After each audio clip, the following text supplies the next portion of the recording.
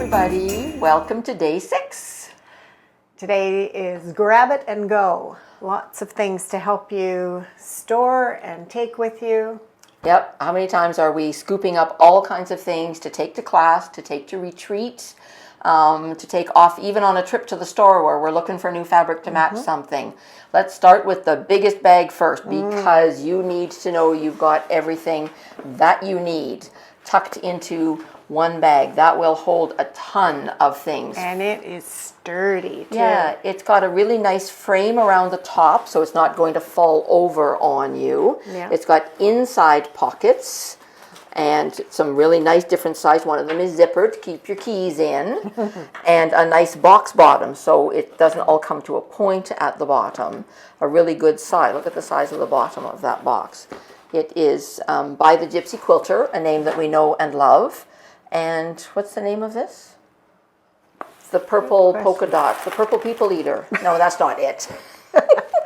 The Gypsy Tote. The Gypsy Tote? Purple. Yep, I think that's kind of what it's going to be in the email as well. That's really handy. So that will be really good for putting all kinds of things into. And within that bag, you could have some of your amazing multi-size, what are these called? They are clearly organized. Yeah. And you can be clearly organized. You can show your friends who tell you you're not the least bit organized. No, wait, I have the stuff to make myself clearly organized.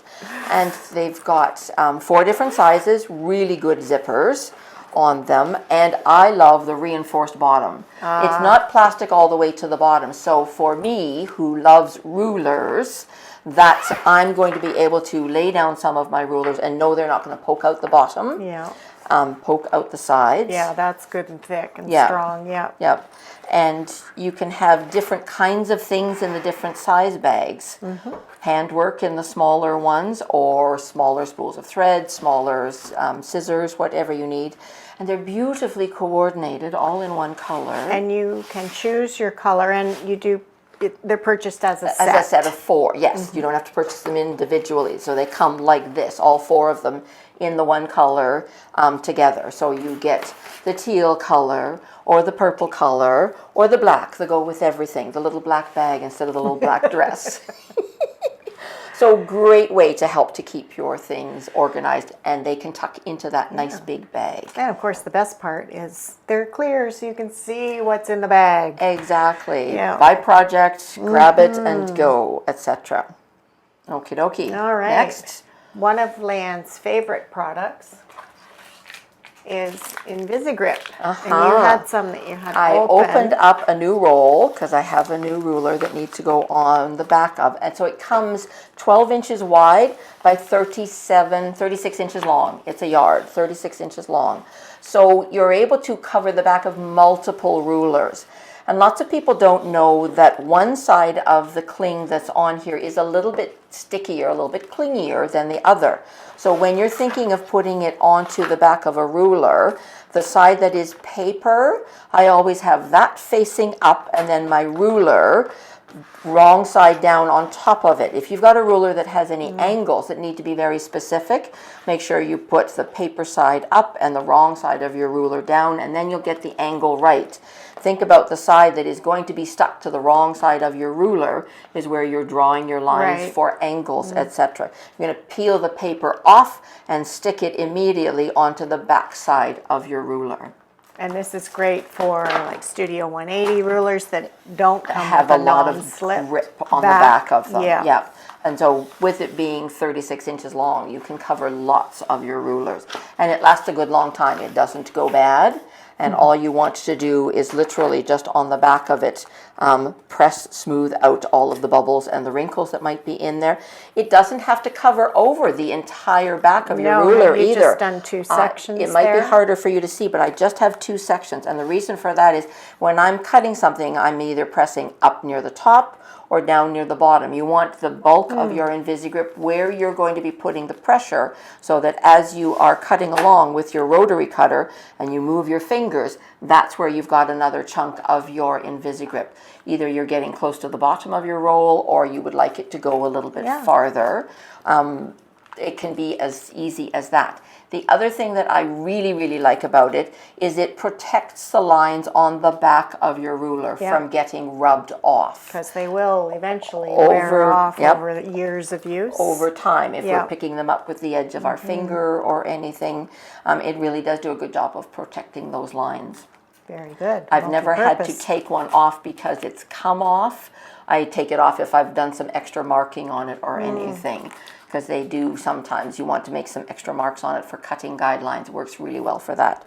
You're marking on the Invisigrip, not on the ruler itself. Perfect. There might be some Deb Tucker tricks where she tells us to mark on the Invisigrip. So another thing that is little that I really like is the glow line tape. The glow line tape is a 1/4 inch wide. I have a couple of spools here. They come 3 to a package, as you can see, pink, orange, and yellow. It literally is a 1/4 inch wide. You get lots and lots. They're slippery, so hang on. You get lots and lots on your strip, etc. I use them for a multitude of things. The glow line tape is great on top of technique sheets or patterns. It helps me to highlight lines of information that are important, or if I know there's a chart this big, how many times are you going to pick the wrong line? You're going to cut something because it wasn't what your eye was drawn to. So your eye is going to that hot pink every time, whatever color it is. Works really great on patterns as well. It doesn't stick or leave a residue or anything, so it'll pull off paper as easily as it does off of the laminated technique sheets. The other thing that I really like it for is on the bottom of rulers. So if there are lines that you really want to highlight on a ruler for cutting and trimming, put your glow line tape on the bottom of it, and it really does make those lines glow. That's the main idea, is it really makes them stand out. So if you've got a ruler where you've got a multitude of lines and you want to be very specific about your trimming, or like this one, there's a whole lot of words and letters right there in the corner of my 4.5 inch square. So I've put my glow line on the bottom, right into that corner, so I can see it past all of the words. So that really helps. Very helpful. The other thing that lots of people don't think about is being a 1/4 inch wide. What if you've got a ruler that doesn't have markings out to the edge of it, highlighting where your 1/4 inch seam allowance is going to be? So I put this on the outside edge of my very old Tucker trimmer. I've had this for a long time, and she now prints them with the 1/4 inch line on the edge. But mine didn't have that, and way back even before she started doing it, I use this to highlight when I'm trimming something and I want to know if my points are going to be inside my block or are they going to be beyond my seam allowance. So any kind of ruler this can work really well for, to help to highlight that outside edge. Very useful. Yeah. And it does go a long way, because I've had a package for quite some time, still using it. Exactly. Yeah. Share with a friend. I get the pink one, you get the orange one, whatever it may be. Okay, then you want to talk about the heat rulers? Yeah, so these are really cool. I was doing a demo recently where I specifically wanted to press a whole long side of an apron under by a 1/4 inch. Have you ever tried to hold a 1/4 inch of fabric over and press it with your iron and keep it even, so it's not 3/8 of an inch and a 1/4 and an 1/8 of an inch? This is a little bit grippy. It's not sticky, it's not an adhesive, but it just grips your fabric. So you can then press your hem under a 1/4 inch or a 1/2 inch or 3/8.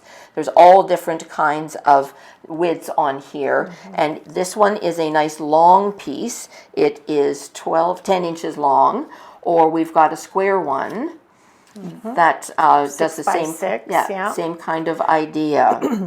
This one's not quite as wide.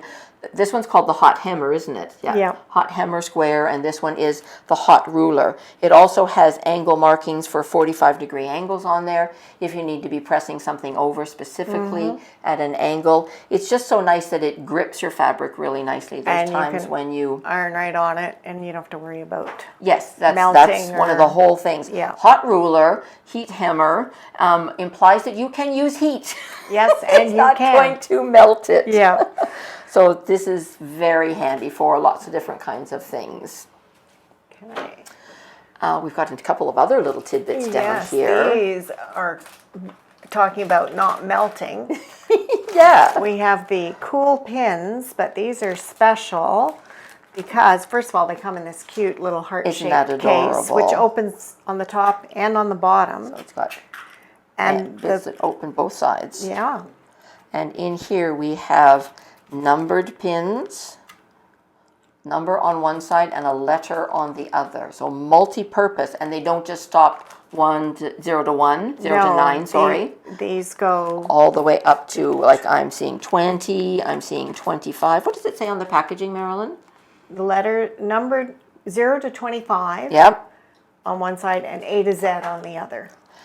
And these are a really nice fine pin. They're not chunky, so they're not going to put holes in your batik fabric, which is very important to me. Yes. Being a nice fine pin is not going to damage any fabric.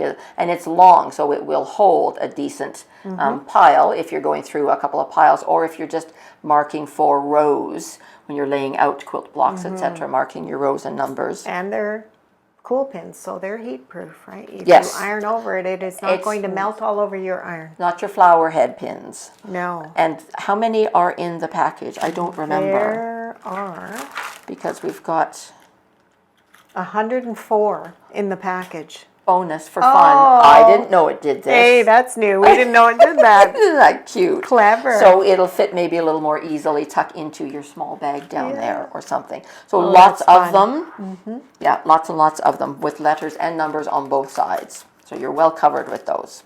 Very cool. Yeah. And then this little gizmo. Oh, this is really cool. When Very Noreen was cool. showing this These are to us. magnifying lenses in 2 different sizes. Take it out and show. So this one is bigger in size, not quite as high in the height of it. This one's smaller but higher up, and it magnifies numbers that you are looking for. So if you want to really zero in on either an angle number, or if you're specifically looking for that 2.5 inch, let's do 2.5 inch down here. If you really want to see a line where your fabric is lined up really well underneath it, if you want to be able to see the edge of where your fabric is positioned, how well does that show up? So you can see whether or not it's on the line that it needs to be so that you can cut properly. I'm not sure if you guys can see that, but it's very effective. So this one magnifies nicely. It's got a little bit of a grip. When you press down hard, it's got a little bit of a grip on it so that it doesn't slide around too much. It's not an adhesive. It's not going to stick or glue onto your ruler. But then look what the little guy does. When we put that one on, it just makes it that much more magnified. The numbers, yeah. Let's see if I can do this. Am I coordinated enough? Can we see that, do you think? Well, Tammy will let us know if she can see it or not. Because it really does help. How many of us are trying to find some of the small numbers, or depending on the color of the fabric you're working with? If we're cutting black fabric, oh my goodness, that's hard sometimes. Or even if you're looking for, okay, I need the 30-degree angle. Which one is the 30? And you can just, that says 30 there. Got it. Yeah. Exactly. So very cool. What's this one called? This is called the Spot on Dot Magnifying Lens Set. Oh, what fun. And this is a set of 2. Very cool. So that will be really cool. Highlight all kinds of things if you don't drop them. Yeah. But they are, I mean, I think they're acrylic. They're acrylic. They're not glass, so they're good and sturdy in that regard. Very nice. Okay. So the ruler that I was holding them over top of are the rulers that we're sharing today for something from Studio 180 Design. This was a set of rulers that Deb Tucker came out with earlier this year, and they are regular rulers, but she's put some thought into, the size of the lines. They're very fine lines. How many times are we worried about the cutting with the placement of our fabric because the line's so thick? It can make a huge difference if your fabric's on one side of the line versus directly over top of it or on the other side. So really good fine lines that are on there. She was adamant that she didn't want a ruler with a 1/2 inch around the edge. How many people get confused by the 1/2 inch on one side and on the bottom? So they are full inch numbers only. Nice. You don't have to worry about the 1/2 inch. Sometimes we're just not thinking about that. We're worried about the lines for cutting and which side of the ruler has it. So full inch markings all the way around. She also has done some very specific angles that where they meet on the ruler will do 2 different kinds of things. So she has got 30, 45, and 60 degree lines on the ruler that intersect on both sides of the ruler, but in different spots. One side, they intersect 1/4 of an inch away from the edge of the ruler.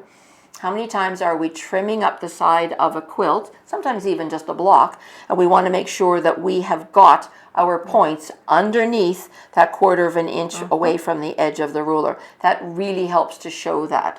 When you've got blocks set on point and you want to make sure that you're trimming the whole side of your quilt exactly where it needs to be.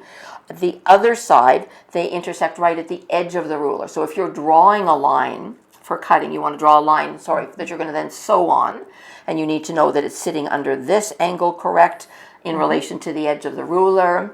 Quite a few different ways that you could be using that. For sure. So again, the same thing, 30, 45, and 60, they all intersect right at the edge of the ruler or 1/4 of an inch away, which is very nice. The side that has where they intersect 1/4 of an inch away, there's also a more pronounced 1/4 of an inch marking to follow all the way along the side of the ruler so that you can check for that seam allowance space that you've got.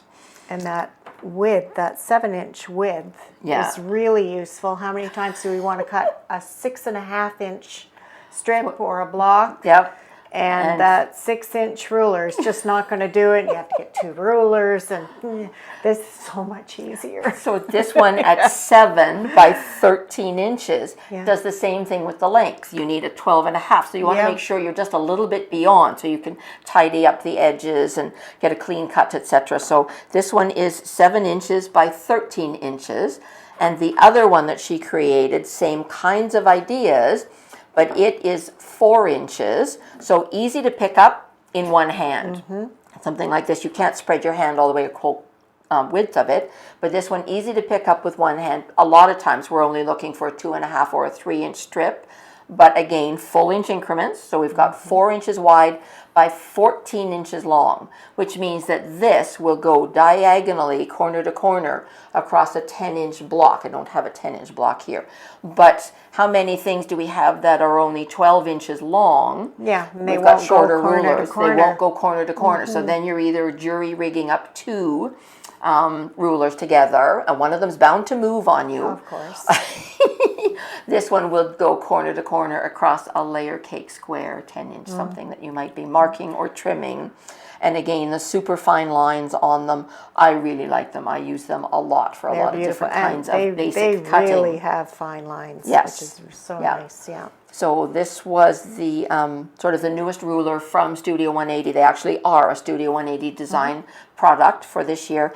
And she's got a really cool video on her website that Tammy said she would link to underneath the video for you to watch her do some actual sample of marking and cutting with blocks underneath the ruler. So that's really helpful. It's always nice to hear straight from the designer what their thought process was in something. And her videos are always really helpful. And they're a little shorter than some of mine, so don't be I worried. wasn't going to say that. Oh my goodness, Marilyn said, you can't be super long today, can't be a 2-hour video. So and with that, we can go to our last item. That's right. And it is something to help keep your foot from slip sliding. Because how many of us press real hard on the foot pedal because we're going pedal just and moves. The pedal disappears. So this is a new to us pedal mat that's 9 inches by 14 inches. So foot pedals come in different sizes. themselves, but we also don't want something that's so small there's no room for your foot as well. True. So this, and it's nice and cushiony too. Exactly, the back of your foot will rest on this, and then your foot pedal, even the big ones, way up here. It's got a really good grippy underneath it. Yeah. Tammy said she tested it and tried it out already, and it's stuck really well. So, and it's easy to clean. It's waterproof. So if something accidentally gets spilled on it, it can be washed with warm water and a mild dish soap, or if you had something stuck on the bottom of your shoe, anything like that. Heaven forbid in your sewing room. Well, but you know what? How many of us take just about the whole sewing room with us when we go somewhere? Yeah. We go for a sew day or a retreat or whatever, and you're in and out. So then you've got something on the bottom of your shoe. And you want to take this back home to your sewing room. So now you'll be able to clean it up and take it back into your sewing room. So that is the pedal mat. And it's it says it's 3/16 of an inch thick. Yeah, it is so quite thick. it's nice and cushiony. So did we cover I think we have covered everything for today. Oh my goodness, how much fun was that? So thank you very much, everybody, for watching, for taking part in our Reindeer Games 2025. Day 6, grab it and go. Grab it and go. Take care, everybody. See you tomorrow. Bye.